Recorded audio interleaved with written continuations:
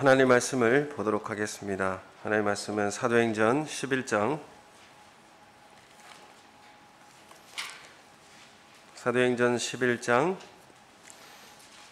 28절에서 30절까지 말씀입니다. 27절에서 30절까지 말씀입니다. 우리 같이 한 목소리로 읽도록 하겠습니다. 시작. 그때에 선지자들이 예루살렘에서 안디옥에 이르니 그 중에 아가보라 하는 한 사람이 일어나 성령으로 말하되 천하에 큰 흉년이 들리라 하더니 글라우디오 그때에 그렇게 되니라. 제자들이 각각 그 힘대로 유대에 사는 형제들에게 부조를 보내기로 작정하고 이를 실행하여 바나바와 사울의 손으로 장로들에게 보내니라. 아멘. 우리 앞뒤 좌우에 계신 성도님들 인사하겠습니다. 사랑합니다. 축복합니다. 오랜만에 오신 분들 더 계시고 또 우리 가정에서 또 예배를 함께 드리시는 우리 성도님들 가운데도 하나님의 성령의 충만한 은혜가 함께하기를 소원합니다. 우리 교회는 역사상 유례가 없는 도전에 우리는 처하고 있습니다. 현재 우리 교회는 예배를 비대면으로 전환하고 또 같이 모여서 예배 드릴 수 없는 그런 상황인데 이것을 재앙이라고 한다면 또 재앙이라고 말할 수도 있을 것으로 생각합니다. 미국의 교회 학자들은 코로나 기간이 끝나게 되면 교회의 한 3분의 1 정도는 사라질 것이다 이렇게 전망하고 있습니다. 전망한다고 하지만 이거 예언이다 이렇게 각자 예언을 하고 있다 이렇게 말할 수도 있을 겁니다. 지금 우리에게도 우리나라에서도 교회에 대한 이런 전망이나 예언들이 나오고 있습니다. 한쪽 편에서는 이 코로나라는 이 팬데믹 상태를 통해서 교회의 예배에 대한 실제적 개혁이 진행되고 있다. 어떤 개혁이 진행되고 있느냐 하면 건물 중심의 교회를 벗어나서 탈건물 중심의 교회를 만들어내고 일상의 예배라는 본질을 새롭게 집중하게 하고 변화되는 그런 상황에 직면하게 되어 있다. 이렇게 평가하는 분들도 계시고 또 한편에는 현장 예배에서의 이 사모함을 질식시키는 이 온라인 예배의 정당성을 주장하지 말라 이렇게 말하기도 합니다. 그래서 여기에는 양심의 자유를 억압하는 전체주의가 도사리고 있다라고 그렇게 평가하기도 합니다. 그래서 거기에 속지 말고 현장 예배에 참석하지 않아도 된다는 이런 면죄부를 나눠주지 말라 이렇게 강하게 또한 대응하고 있는 쪽도 있습니다. 그래서 우리는 이런 것들을 예측하고 전망하고 싶어 하는 것들이 사실 우리에게 있고 그런 것들을 알고 싶기도 합니다. 오늘 사도행전 말씀에도 보면 처음으로 예언하는 은사가 나타납니다. 이 당시 초대 교회에서는 신약 성경이라고 하는 것이 완성되어 있지 않은 상황이기 때문에 당시의 성경이라고 하면 어떤 성경만 가지고 있었겠습니까? 구약 성경만 가지고 있었을 것입니다. 그래서 초기의 교회는 사도들의 증언의 말씀을 가지고 신앙생활을 할 수밖에 없는 그런 상황이었습니다. 지금과 같이 완성된 이런 성경책이 없고 성경을 해석하고 이해할 수 있는 그런 지식도 부족했던 시기가 바로 초기 교회의 시대였습니다. 그래서 이 시기에는 하나님께서 교회 안에 말씀을 깨닫는 사람들을 일으키시고 또 말씀을 근거해서 앞의 일을 예언하게 하셨습니다. 사도행전에 보면 예언이라고 하는 것이 3번 나옵니다. 예언하는 사람들이 3번 등장하게 되는데 한 번은 오늘 말씀처럼 글라우디오 황제 때 일어난 흉년에 대한 예언이고, 또 하나는 21장에 나오는데 예루살렘으로 올라가는 바울에게 한 예언입니다. 그래서 사도행전 21장 11절에 보면 또 거기에서도 아가보가 등장하는데, 아가보가 띠를 가져다가 자신의 손발을 묶으면서 예루살렘으로 가면 유대인들이 이렇게 손발을 묶듯이 사도 바울을 이렇게 묶을 것이다. 그리고 이방인에게 넘겨줄 것이니 가지 마라. 이렇게 예언을 하고 있습니다. 또 똑같이 세 번째 예언도 마찬가지로 21장에 등장하고 있는데, 빌립 집사의 딸들의 예언이 똑같은 그런 예언을 말하고 있는 것을 우리가 확인하게 됩니다. 사실 이 아가보라는 이 사람과 빌립 집사의 딸들도 이런 예언의 은사를 가진 사람들이었습니다.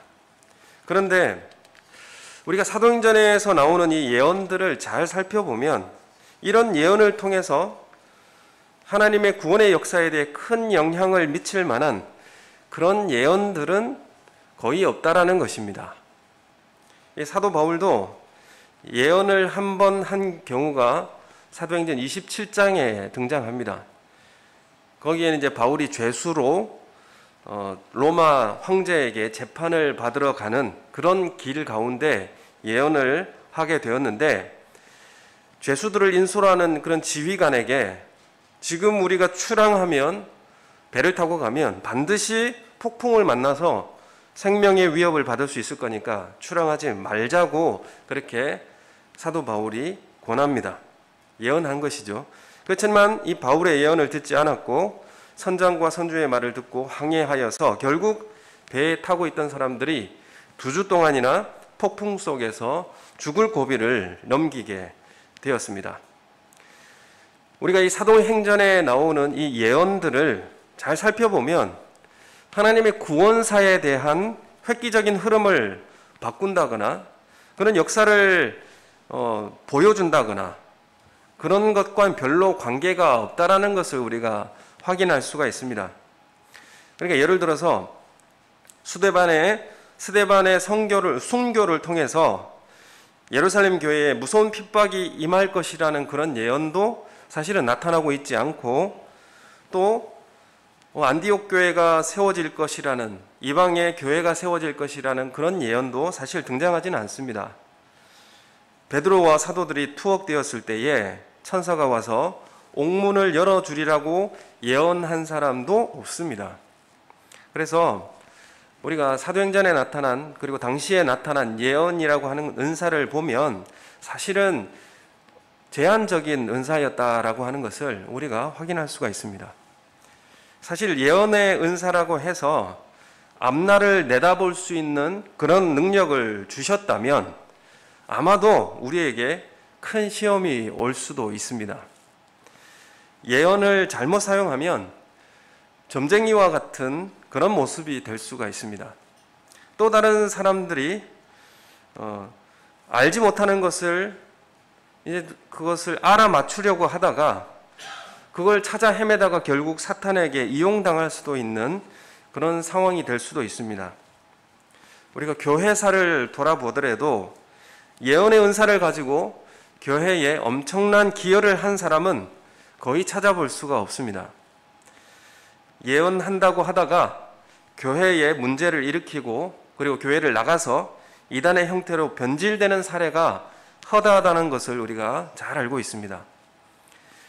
만약 여기 계신 우리 성도님들 가운데 한 분이 예언의 은사가 있다면 제일 먼저 알고 싶은 것이 무엇일까요? 여러분, 예언의 은사가 있다면 제일 먼저 알고 싶은 것이 뭡니까?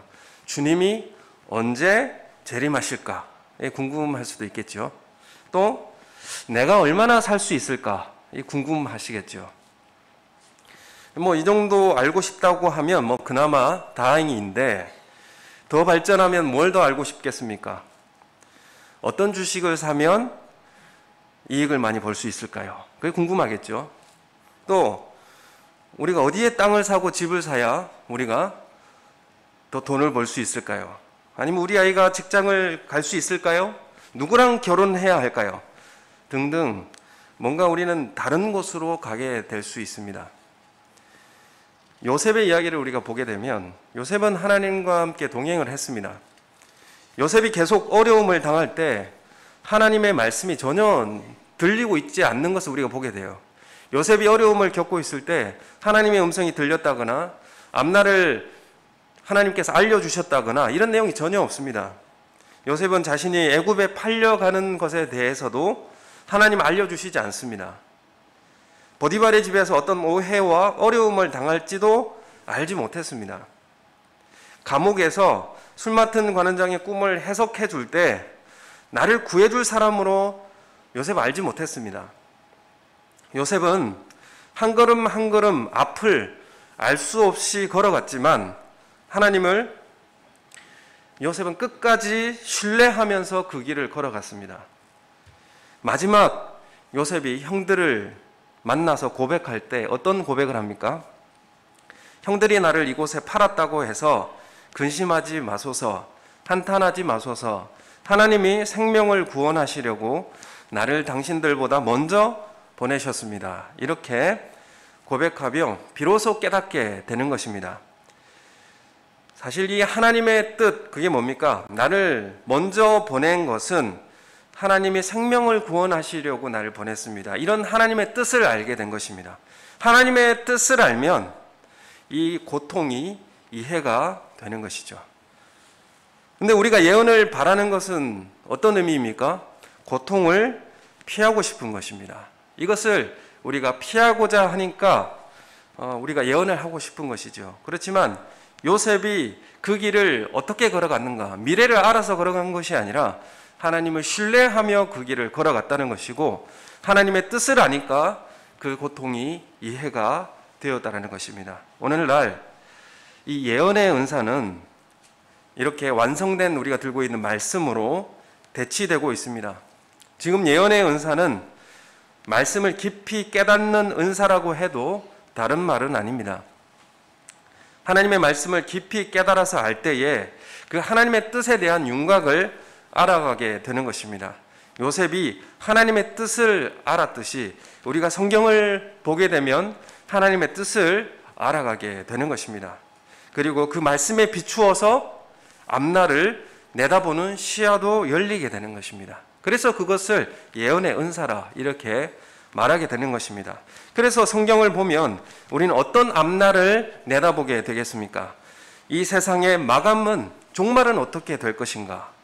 그리고 종말의 시대는 어떤 모습으로 우리에게 나타나게 될 것인가? 이것을 예측할 수 있지 않겠습니까? 그리고 마지막 때에 사탄의 공격은 어떤 방식으로 우리에게 치열하게 다가올 것인가? 이것도 우리가 내다볼 수 있게 되는 것입니다. 그래서 성경을 통해서 알아가게 된다면 이것은 분명 예언의 은사를 받은 자라고 해도 과언은 아닙니다.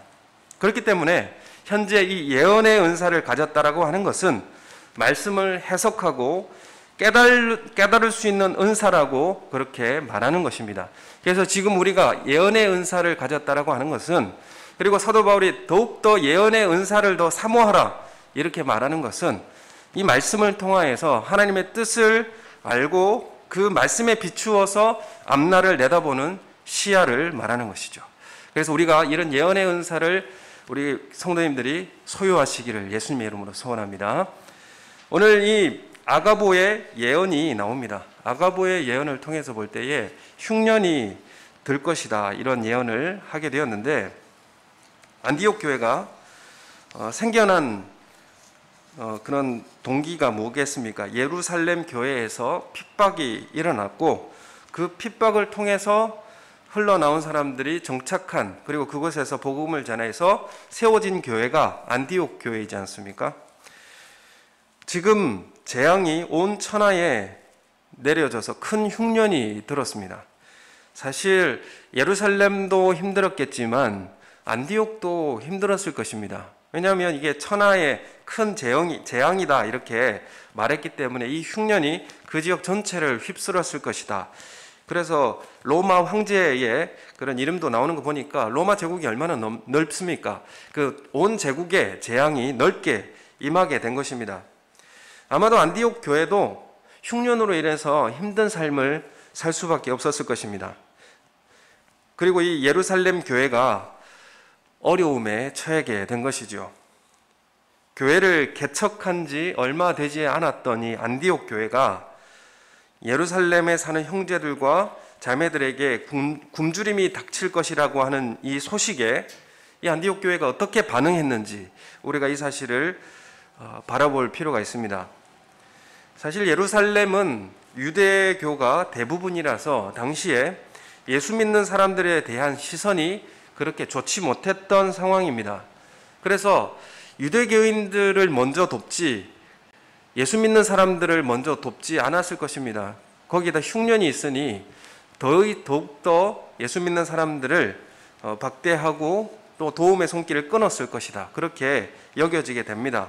그래서 이 흉년이 정말 어려운 시기가 되는 것입니다. 근데 예루살렘 교회가 직접적으로 도와달라고 이런 요청은 하지 않았습니다. 그렇지만 반면에 안디옥 교회는 언제라도 이 구제품과 구제 헌금을 쌓아놓고 시스템을 마련해 놓아서 언제든지 예루살렘으로 보낼 이런 구조도 안디옥 교회는 마련되어 있지 않았습니다. 아고보에게 들은 것을 토대로 그때부터 구제비를 준비하고 만든 것이죠. 그래서 오늘 말씀에 보면 29절에 보면 우리 함께 본문의 29절 말씀을 함께 읽겠습니다. 시작. 제자들이 각각 그 힘대로 유대에 사는 형제들에게 부조를 보내기로 작정하고 그 이야기를 듣고 나서 그들에게 준비되어 있지 않고 또 그들도 어려운 상황 가운데 어떻게 준비했습니까? 각각 그 힘대로 그들에게 보내기로 작정하였다. 이렇게 기록하고 있습니다. 아마도 교회에 모든 사람이 참여한 것으로 이 문장 하나로 확인을 해볼 수 있고요. 그리고 내 능력껏 참여했다라고 기록을 하고 있습니다. 또 사실 예루살렘 교회와 안디옥 교회에게는 사실 신학적 차이가 있습니다. 이방인과 유대인이라고 하는 신학적 차이가 있습니다. 그런 신학적 차이가 있을지라도 예루살렘 교회를 돕는 데 있어서 걸림이 되지 않았습니다. 그래서 어렵다는 소식을 듣고 안디옥 교회는 예루살렘 교회를 돕기로 작정을 한 것입니다. 여러분, 우리 교회도 구제부를 통해서 목적 헌금을 모으고 교회 내 성도들을 돕게 되는데 또는 우리 교회가 또 지역 사회를 위해서 또 어느 정도 지원을 하고 돕고 있습니다. 그래서 헌금과 연보라고 하는 두 종류가 나타나게 되는데 헌금이라고 부르는 것은 하나님께 드리는 예물이라고 할 때에 헌금이라고 이렇게 부르게 되고요. 연보라고 할 때는 구제를 위한 도움의 성격을 가지고 있을 때에 연보라는 그런 말을 사용하게 됩니다. 오늘 안디옥 교회가 예루살렘 교회에 구제금을 보내게 되는데 고린도 후서 8장에도 보면 마게도냐 지역에 있는 성도들이 구제금을 모아서 예루살렘 교회에 보내는 그런 장면이 나오게 됩니다. 그래서 어떠한 마음을 가지고 이런 연보를 모금을 했고 또 그들에게 보내었는지 오늘 고린도후서 8장 1절에서 5절의 말씀을 우리 한번 읽어보았으면 좋겠습니다. 고린도후서 8장 1절에서 5절 말씀 우리 함께 읽겠습니다. 시작. 형제들아, 하나님께서 마게도냐 교회들에게 주신 은혜를 우리가 너희에게 알리노니 환난의 많은 시련 가운데서 그들의 넘치는 기쁨과 극심한 가난이 그들의 풍성한 연보를 넘치도록 하게 하였느니라. 내가 증언하노니 그들이 힘대로 할 뿐 아니라 힘에 지나도록 자원하여 이 은혜와 성도 섬기는 일에 참여함에 대하여 우리에게 간절히 구하니 우리가 바라던 것뿐 아니라 그들이 먼저 자신을 주께 드리고 또 하나님의 뜻을 따라 우리에게 주었도다. 아멘. 지금 이 마게도냐 지역에 있는 성도들은 이제 빌립보, 데살로니가 그런 이제 지역에 있는 성도들이었습니다. 그들이 2절의 말씀에 보면 환난의 많은 시련 가운데서 넘치는 기쁨과 극심한 가난이 그들의 풍성한 연보를 넘치도록 하게 하였다. 이렇게 기록하고 있습니다. 그래서 그들이 극도로 가난하면서도 많은 구제금을 모아 주었다라고 사도 바울이 지금 기록을 하고 있습니다. 그래서 그들이 어려움을 겪으면서도 능력 이상으로 연보하는 데 헌신했다라고 이제 기록하고 있는데, 이렇게 할 수 있었던 이유가 바로 5절의 말씀입니다. 5절의 말씀에 보면 우리가 바라던 것뿐만 아니라 그들이 먼저 자신을 주께 드리고 또 하나님의 뜻을 따라 우리에게 주었도다. 이것 때문에 할 수 있었는데, 그것이 환난과 시련 가운데서 풍성한 연보를 넘치게 할 수 있었던 이유였다고 말하고 있습니다. 그래서 이 바울은 이 연보에 대한 표현을 세 가지로 설명을 합니다. 연보라는 것은 어떤 의미인가, 구제라고 하는 것은 어떤 의미인가를 표현할 때 1절에 8장 1절에 보면 연보를 은혜라고 그렇게 똑같이 읽습니다. 그러니까 구제금은 은혜다. 8장 1절에 보면 형제들아 하나님께서 마게도냐 교회들에게 주신 은혜를 이렇게 이야기하죠. 이 은혜를 연보라고 지금 이야기하고 있는 것입니다. 그래서 자신의 재물을 나눌 수 있다는 것은 그 기회를 주시는 것이 바로 선물이라 이렇게 이야기하고 있는 것입니다. 내가 나눌 수 있다라고 하는 것은 그것은 하나님이 나에게 주신 은혜다. 이렇게 지금 고백하고 있는 것이죠. 또 하나는 8장 4절에 보면 이 은혜와 성도 섬기는 일에 참여함에 대하여 우리에게 간절히 구했다. 이 말은 어떤 의미냐면 이 성도에 대한 이 봉사에 참여할 수 있는 특권을 우리에게 좀 주십시오라고 마게도냐 성도들이 요청했다는 것이죠. 그래서 이 연보라는 것, 구제라고 하는 것은 우리가 이 구제를 할 수 있도록 우리에게 특권을 주십시오라고 하는 요청이었다는 것입니다. 다른 말로 이야기하면 구제는 특권이라는 것이죠. 우리가 특별한 권한을 가지고 권한이 있는 사람이 구제할 수 있다. 이렇게 지금 이야기하고 있고, 또 나머지 이 구제라는 것은 이런 의미가 있습니다. 이것은 8장과 9장에 걸쳐서 이야기하고 있는데, 구제는 교제다, 나눔이다, 이렇게 똑같은 단어로 사용하고 있습니다. 그래서 그러니까 나눔과 연결이 되는 말이 바로 교제라는 말인데 코이노니아라는 것이죠. 그래서 마게도냐 성도들의 연보는 다른 성도들과 구원의 큰 기쁨을 나눌 수 있는 통로가 되고 이것이 바로 교제가 되었다. 이렇게 설명하고 있습니다. 그래서 이 구제라고 하는 것은 본질적으로 교제라는 의미를 담고 있습니다. 예수님이 나의 구세주이시오 주 되심을 열심히 서로 나누는 것이 교제이고 또한 연보라는 것을 말씀하고 있는 것입니다. 그래서 5절 말씀에도 보면 우리가 바라던 것뿐 아니라 그들이 먼저 자신을 주께 드리고 또 하나님의 뜻을 따라 우리에게 주었다. 이렇게 기록하고 있는데, 자신을 주께 드리고, 그러니까 사람들의 칭찬을 의식한 것이 아니라 나를 주께 드리고 하나님의 뜻에 따라 우리에게 주었다. 이렇게 그들이 어떤 마음으로 연보를 했는지를 말씀하고 있습니다. 나 자신을 위하지 않고 사람들의 칭찬도 구하지 않았습니다. 이것은 성취감의 문제도 아니었다라는 것을 알게 됩니다. 그 재물이 하나님의 것이었음을 알았기에 연보에 참여할 수 있었다라는 것을 지금 사도 바울은 기록하고 있습니다. 그래서 이 고린도후서 8장 8절 말씀 우리 한 번 더 읽어보도록 하겠습니다. 시작. 내가 명령으로 하는 말이 아니요 오직 다른 이들의 간절함을 가지고 너희의 사랑의 진실함을 증명하고자 함이니라. 그럼 이것은 베풀다는 것은 그리스도인의 사랑의 자연스러운 반응입니다. 나누어주고 또 공급해주고 싶은 마음은 예수 그리스도의 사랑의 자연스러운 반응이다라고 이야기하고 있고, 그리고 예수 그리스도를 사랑하는 그들의 사랑의 진실함에 대한 증명이 바로 무엇으로 나오느냐? 연보로 나온다. 이렇게 지금 말씀하고 있습니다. 여러분, 이 연보라고 하는 것은 불쌍한 사람을 위해서 내가 마지못해 낸 구제금이 아닙니다. 그래서 연보는 희생이 따르게 되는 것입니다. 쓰고 남은 것을 드리는 것이 아니라 나의 희생을 통해서 나누는 것이 바로 연보라는 것을 말씀하고 있습니다. 또 한 구절 우리가 찾아보면 고린도후서 9장 13절 말씀 우리 함께 읽겠습니다. 시작. 이 증무로 증거를 삼아 너희가 그리스도의 복음을 진실히 믿고 복종하는 것과 그들과 모든 사람을 섬기는 너희의 후한 연보로 말미암아 하나님께 영광을 돌리고. 아멘. 지금 여기서 나오는 이 직무의 증거를 삼아 라고 할 때 이 직무는 무엇이냐 하면 봉사의 직무, 그러니까 연보를 하는 이 직무를 이야기하고 있습니다.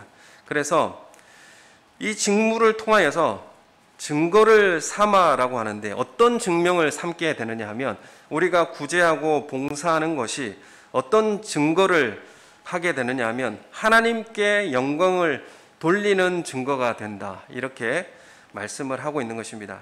그래서 우리가 구제, 연보를 한다는 것은 단순한 인간적인 동정이나 연민에 근거한 것이 아니라 너희가 그리스도의 복음을 진실히 믿고 복종한다는 것을 외적으로 증거로 표현하는 것입니다. 우리가 주님의 복음을 진실하게 믿고 복종하고 있다라고 하는 것이 외적으로 드러나는 표현이 바로 어떻게 나오는가? 연보를 통해서 나타난다, 이렇게 말씀하고 있습니다. 우리가 예루살렘 교회를 위한 연보가 그들의 가진 신앙의 진정성을 입증하는 표시가 되었다라는 것이죠. 그러면 우리 교회가 연보를 통하여서 우리가 그리스도의 신앙의 진정성을 입증하는 그런 외적 표지가 된다라는 것을 말씀하고 있는 것입니다. 우리가 예수 그리스도를 얼마나 사랑하는가, 또 주님의 은혜에 얼마나 감격하는가에 따라서 이 연보가 드러나게 될 수 있다는 것이죠. 여러분, 우리 교회가 지금 주보에 보면 우리 교회, 우리 교단 교회와 또한 선교사님들 후원을 하고 있습니다. 또한 지역에 아직은 작지만 후원도 구제도 하고 있습니다. 작년 결산에서 지역 사회에 600만 원 정도의 결산을 했습니다. 올해는 더 추가해서 950만 원 정도의 예산을 세워놓고 있습니다. 작년에는 우리가 거주하고 있는 주민센터에, 그리고 영등포에 있는 한국고용복지재활협회를 도왔고 또 지역 교인을 중심으로 지원을 하였습니다. 내일부터는 설 명절을 통해서 후원을 할 것이고, 또한 복지 담당자를 제가 만나서 우리 지역에 있는 어려움을 당하신 분, 또 우리 교회가 도울 수 있는 사람들이 있다면 찾아보고 그들에게 전할 수 있는 좋은 기회를 마련해 보도록 하겠습니다. 우리 교회가 이 복음의 복종으로 나타나는 이 선한 영향이 교회를 통해서 지역으로 흘러가기를 원합니다. 이것은 마게도니아 성도들이 넉넉해서도 아니었고, 또한 그들의 주님을 향한 사랑이 나타난 표였다라는 것을 알게 됩니다. 그래서 연보는 쓰고 남은 것이 아니라 우리 희생을 통하여서 나눈다는 것을 분명하게 우리에게 말씀하고 있고, 이것은 이 직무로 인하여서 하나님께 영광을 돌린다, 그리고 이것은 특권이요 하나님의 선물이다, 이렇게 말씀을 하고 있습니다. 우리가 더욱더 주님의 사랑이 우리 교회를 통하여서 우리 교회 문지방을 흘러넘쳐서 지역으로 흘러갈 수 있는 그런 은혜가 우리 교회 가운데 있기를 예수님의 이름으로 축원합니다. 우리 함께 기도하겠습니다. 우리가 더욱더 예언의 말을 하게 하여 주시고 예언의 은사를 더 사모하게 해주시며, 또한 주님 구제와 연보로서 우리 교회가 주님을 사랑함에 복종함에 그런 외적 표지가 드러날 수 있도록 하나님, 우리가 희생함으로 섬길 수 있는 특권을 우리에게 허락해 달라고 우리 다시 함께 한 목소리로 기도하겠습니다. 하나님 아버지, 은혜를 감사합니다. 우리를 사랑하시고 또 주님이 우리에게 맡겨주신 사명을 분별하고 이해하게 해주시고, 또 우리가 말씀을 볼 때마다 예언의 은사를 하게 해주시고 갖게 해주시고 사모하게 해주시어서 성령으로 우리 삶 속에 충만케 해주시고 말씀으로 우리를 다스려 주시옵소서.